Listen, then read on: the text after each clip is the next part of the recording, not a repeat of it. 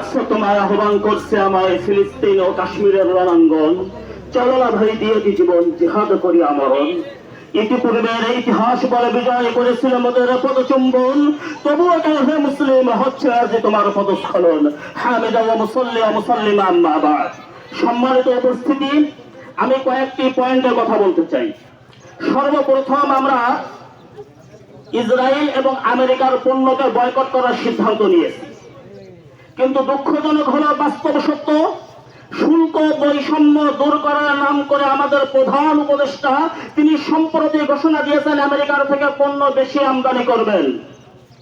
তিনি ক্ষমতা গ্রহণের পর থেকে এখনো পর্যন্ত আমরা শুধুমাত্র তার প্রশংসা করেছি, তার সিদ্ধান্তের প্রশংসা করেছি, কিন্তু এই মুহূর্তে তার এই সিদ্ধান্তকে সম্পূর্ণ ঘৃণা ভরে প্রত্যাখ্যান করতেছি এবং তাকে এই সিদ্ধান্ত পুনর্বিবেচনার অনুরোধ জানাচ্ছি।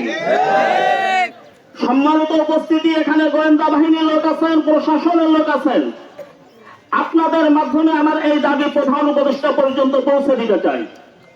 আমাদের দোয়ায় যদি ইসরায়েলের ফিলিস্তিনিদের ভাগ্য পরিবর্তন হতো, তাহলে সব থেকে মুস্তাজাব দাওয়াত, সব থেকে বড় দোয়া কবুল যার হতো তিনি ছিলেন মুহাম্মদুর রাসূলুল্লাহ সাল্লাল্লাহু আলাইহি ওয়াসাল্লাম। 27টা যুদ্ধে সশরীরে অংশগ্রহণ করতেন না। সুতরাং শুধুমাত্র দোয়ার মাধ্যমে ভাগ্য পরিবর্তন হবে না। আমরা জিহাদে যাওয়ার জন্য প্রস্তুত। মাননীয় প্রধান উপদেষ্টা আপনার কাছে দাবি জানাইতে চাই, আমাদের যাওয়ার ব্যবস্থা করুন। আমরা যেতে চাই, আমাদের যাওয়ার জন্য আপনি ব্যবস্থা করুন। প্রিয় এলাকাবাসী, আপনাদেরকে আরেকটি কথা বলতে চাই। আমি তাদেরকে ইহুদিদের দালাল বলবো না, কিন্তু ইহুদিদের তাদের প্রত্যেকটি কর্মকাণ্ড কেমন যেন ইহুদিদের পক্ষে যায়। তারা হলো আমাদের সমাজে সহিহ হাদিসের যারা ধোয়া তোলা আহলে হাদিস তথা লামাজাবিরা। আর এই 2 দিন যাবত দেখতে পাচ্ছেন অনলাইনে তারা বিভিন্ন ভাবে হামাসকে, ফিলিস্তিনের মুজাহিদদেরকে বিতর্কিত করার চেষ্টা করতেছে। সকল জায়গায় লামাজাবিদের দোকানগুলোতে দেখবেন ইউনিলিভারের পণ্য ভরা।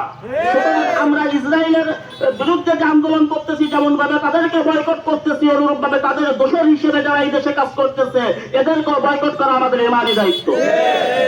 ওদের পণ্যের ভিতরে যেমন ভাবে উল্লেখযোগ্য আমরা কোক, স্প্রাইট, পেপসি এগুলো জানি।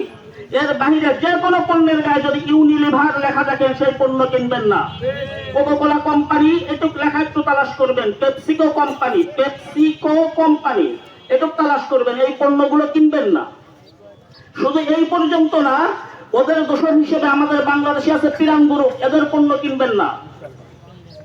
আরএফএল-এর পণ্য কিনবেন না, ভিশনের পণ্য কিনবেন না, এগুলো সব ওদের দোষর।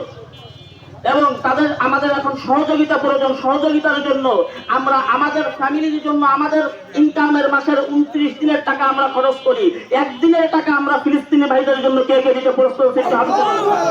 একদিনের টাকা, মাসের একদিনের ইনকাম ফিলিস্তিনের ভাইদের জন্য দিতে আমরা রাজি আছি তো ইনশাআল্লাহ? তাহলে আমরা উলামায়ে কেরামের সঙ্গে যোগাযোগ করে এটা দিব ইনশাআল্লাহ, জায়গা মতো পৌঁছে যাবে ইনশাআল্লাহ। আল্লাহ পাক আমাদেরকে তৌফিক দান করুন।